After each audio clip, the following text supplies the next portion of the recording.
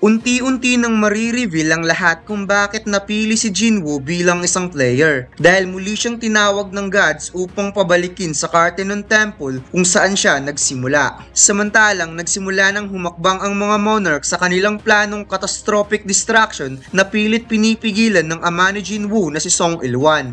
Matapos makita ni Mrs. Selner ang likod sa tunay na kapangyarihan ng ika-10 S-rank hunter ng South Korea, lumipat ang eksena sa Hunter Association. Sumakit ang ulo ng chairman dahil sa pagkamatay ni Min Byung-go. Masakit man daw sa puso kung iisipin ng sakripisyong ibinigay ni Min Byung-go, iisipin na lamang niya na matagal na itong nagre-retiro. Subalit napakarami pang obstacle na darating kaya sisiguraduhin niyang handa siya at wala nang magsasakripisyong buhay kapag mangyayaring muli ang hindi inaasahang bagay.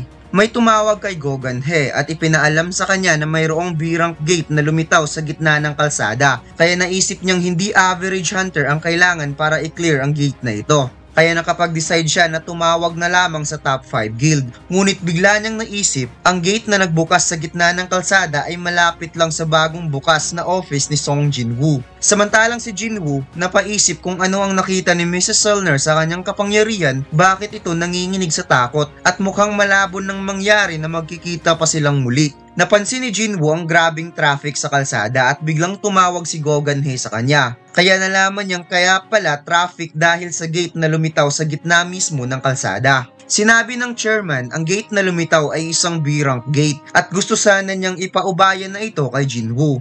Sagot ng ating bida, pwede ba yan kahit walang permiso? Tumawa ang chairman at napasabing hindi na niya kailangan ng permiso dahil siya ang chairman ng Hunter Association. Kaya napangiti na lamang si Jinwoo na parang nakalimutan nata niya kung sino ang kanyang kausap. Nilagyan ng caution cordon ng taga-Hunter Association ng gate sa gitna ng kalsada habang mayroong mga reporters at mga enforcers. Napansin ng staff na may pumasok na tao sa cordon at kaagad niya itong pinigilan dahil bawal itong pumasok at wala daw itong permiso. Ngunit bigla niyang napansin na ang S-rank hunter pala na si Song Jinwoo ang pumasok. Mas lalong pinagalitan si Jinwoo dahil kahit isa daw itong S-rank hunter, hindi daw dapat i-ignore ang process ng Hunter Association at alam daw niya ang bagay na yon. At kahit mayroon daw itong permiso, hindi daw sapat ang bilang nito upang magsagawa ng raid. Kaya nahiya tuloy ang ating bida sa lakas ng bunganga ng staff. Tinawagan ni Jinwoo ang chairman at ibinigay niya ang cellphone para ang chairman ang makikipag-usap sa kanya,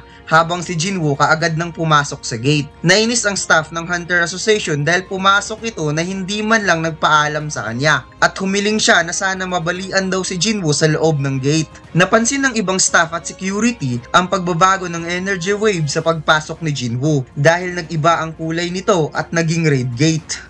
Nasa loob na si Jinwoo at nararamdaman niya na isa itong red gate dahil napunta siya sa kagubatan, since ang red gate ay isang gate papunta sa ibang dimension. Naaalala ni Jinwoo ang kanyang ina na umaasa itong hindi niya gusto ang kanyang ginagawa. Sinabi ng kanyang ina na wala siyang magagawa patungkol sa awakening. Since si Jinwoo ay isang S-rank hunter, kailangan nitong iligtas ang mga tao, katulad sa ginagawa ng kanyang ama.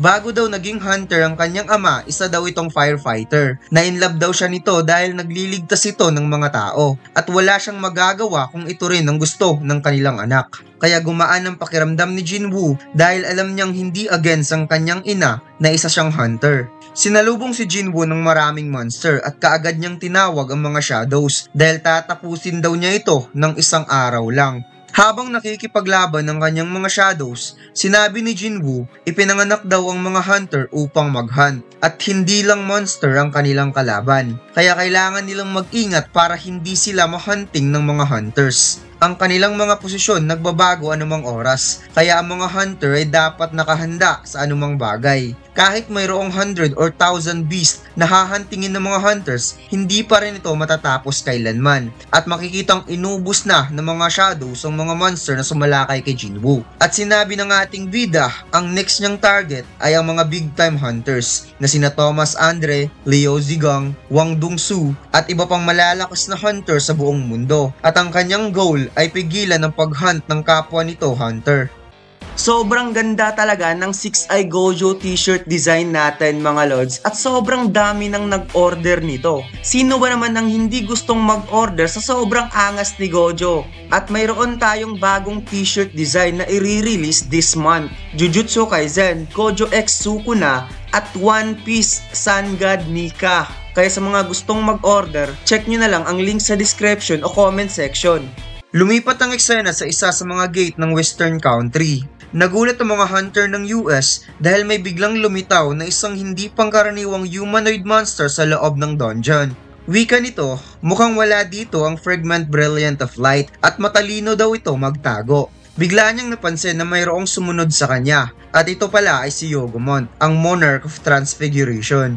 Tinanong niya kung anong sadya nito. Naparito daw siya upang i-deliver ang isang information patungkol sa teritoryo ng East. Naisip ng Ice Monarch kung ang tinutukoy nito ay ang maliit na teritoryo sa East kung saan nandoon ngayon ang Shadow Monarch. Wika ni Yogomon, may duda siyang i-release ng mga ruler si Ligia sa bandang South, kaya siya na ang bahala sa lugar na iyon. At ang Shadow Monarch hindi na nila kailangang problemahin pa as long as mapunan ng Architect ang kanyang rule. At mayroon pa siyang bagay na gustong ibahagi sa Ice Monarch. Ang confirmation na nandoon sa maliit na territory ang the greatest fragment brilliant of light. Natawa ang Ice Monarch sa mga balita na inihatid ni Yogomon dahil nagpunta lang talaga siya dito para sabihin ng balitang yan since alam na niya dahil kakagaling lang niya doon kasama ang Beast Monarch. Ngunit mayroon siyang napansin. Napansin niyang parang napakagat sila sa pain kaya napunta silang dalawa sa dungeon na ito. Isang taong nagpo-possess ng Brilliant of Light kaya hindi siya nagtataka kung bakit ito biglang nawala. At mukhang mayroon itong plano na pigilan sila. At heto na nga mga lord, si Song Il-wan, ang ama ni Jinwoo, ginamit niya ang kanyang kapangyarihan bilang Brilliant of Light upang ilure ang dalawang monarch sa gate ng Western country since nandito siya ngayon sa Amerika.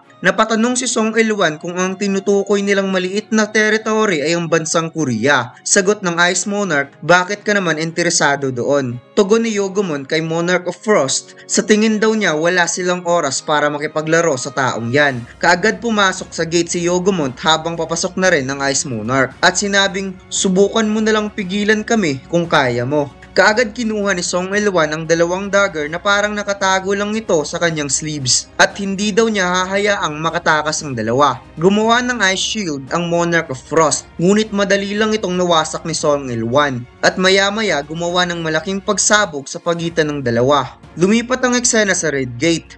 Nakarating na si Jinwoo sa kinaroroonan ng boss.